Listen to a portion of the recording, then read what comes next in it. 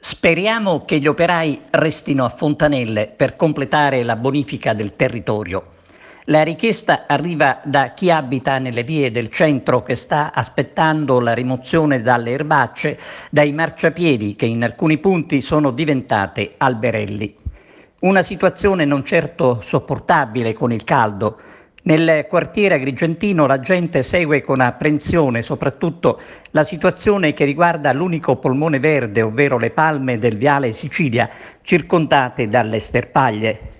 C'è da dire che ogni anno la mancata bonifica causa l'incendio della vasta area, coinvolgendo le piante che per puro miracolo si sono per ora salvate. Dal Comune rassicurano degli interventi almeno per questo, ma si dovrà lavorare tanto per arrivare a ripulire dalle erbacce le principali vie del centro abitato, lasciate, e siamo quasi a luglio, nel più totale abbandono.